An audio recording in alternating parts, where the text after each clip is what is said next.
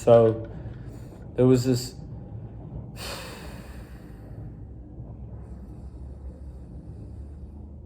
there was this guy at my school, and basically on holidays he was in Hong Kong when I was in Hong Kong, and I was going to meet up with a bunch of my friends for a night out, and I was really keen for this was this huge boys night, 20 of us. I'd been hyping it up with like all my friends for quite a while, and one of my friends, only one, knew this guy from my school, and I thought this guy, I'm not going to lie, I didn't respect him, and I thought he was a bit of a loser, but I was polite to him in person.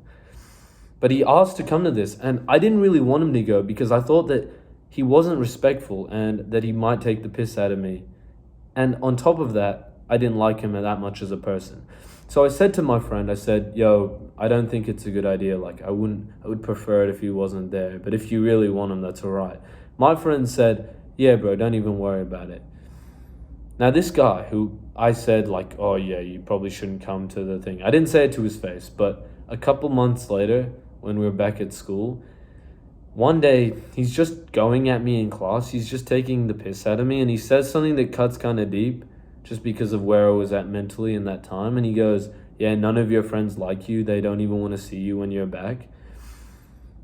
And this really bothered me just because I find it like really hard to stay in touch with my friends when I go away for holiday, and I definitely have drifted with them a little bit. And the way he said it dug deep and it really bothered me. But, obviously nothing he was saying was true, but I kept overthinking it. It hurt me, and I literally had to journal it before I could go to sleep that night, and I slept really late compared to normal. But there was this other time. I basically had some beef with this guy in my school. He'd been taking the piss out of me in class for like a year, and I lost my temper one day, and we ended up having a really big argument, and a lot of his friends got involved and started taking the mick out of me. But there was something specific that changed. I had started to go out. I nurtured my relationships with a lot of friends. I had people there to have my back. I'd been social. So when I had this problem, I went to a couple of people to rant about it, and it just felt like there was no problem so quickly. And I also had the confidence in myself as, hanging out with more people more often, that I didn't even care what this guy said. And that gets into my next point a little bit. But the main point I wanted to make was when I wasn't going out and when I wasn't putting in an effort to be social on a weekly basis, to meet up with friends, to have more conversations with people, what somebody said to me negatively bothered me a lot more. But this time where it didn't bother me as much, there was something specific I was doing. Two things. The first thing is I had this really good friend of mine. Shout out to Max Julien, but I don't know if he watches my videos or not. But this guy, he's been an absolute fucking legend for me. And on some nights I remember like a few months ago, I would be having a really bad day, and I'd call him, and he would take like an hour out of his really busy day in his final year of IB and everything. I know he's a really busy guy. And he would take time. He would literally say oh, I probably got to go, but I can stay on a little bit longer, because he heard that he knew that I was having a bad time. And I would rant out these problems, and he gave me some really good advice. And even just that, he just let me talk it out and was so nice about it. And during this time, I found it a lot easier to get through these kinds of moments, man. It was like him comforting me was helping me so much. And the other thing I was doing was every Saturday, roughly around this time, every Saturday, maybe every couple of weeks, I was going out with my friend, and this guy, he literally introduced me to his entire friend group, and he's been super kind towards me.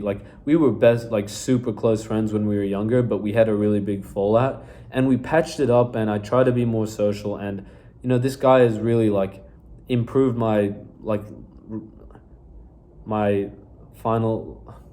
he's improved my life quite a lot. He's been there for me, and he's listened to me talk about all this shit stuff, and he's been a good friend. And these two things, me going out on the weekends, going out with him accepting me, introducing me to all his friends, them all taking me in and showing me a good time socially, this friend, me being able to call him whenever I need, has really helped me to get through a time where I find it really hard. And when people are giving me like attacking me, okay, it's like there's a lot of people who are dicks to me, and you know that's a shit thing to go through. But this is something that has genuinely helped me through all my problems, and it's getting on a phone call with a good friend.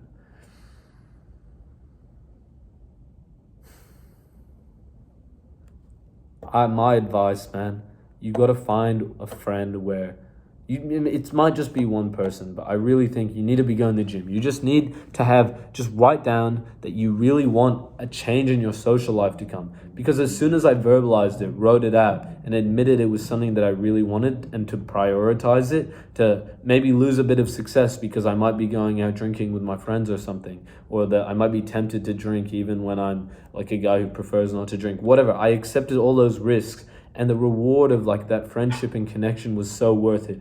And I know that it's going to help me get through my final year of school. And so for anybody who's going through the same, make it a priority to get that good friend in your life, man. It's a game changer. And you know, even if you don't have a good friend, just call your mom, man. Go hang out with your family. Go out, whoever you have, just ask them to hang out, your brother, your whatever. Just say, oh yeah, you want to go to the gym, want to go grab a coffee. And really, man, it's just such a beautiful thing to have good friends who have your back.